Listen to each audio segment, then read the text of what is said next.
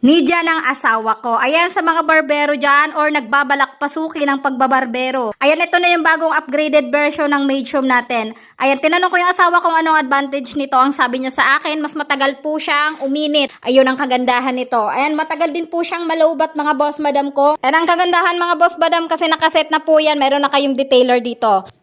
Yung M10 Plus natin, 7,000 RPM. Ayan, tapos 0.8 to 3.5 mm blade adjustment. Yung M11 naman po natin, 7,200 RPM. Tapos yung kanyang blade adjustment, 0.5 to 0.5 mm. Ayan. Tapos may including na rin po yung brush, yung oil, may blade protector. May guard na rin po ito ha. 1.5, tapos 1, tapos number 1.5, tapos number 2, number 3, and number 4. May hair and debris na rin po yan nakasama. Tapos yung kanyang USB charging cable. Tapos may pa-hanger din po ito. Tapos yung kanyang battery LED indicator. Ayan.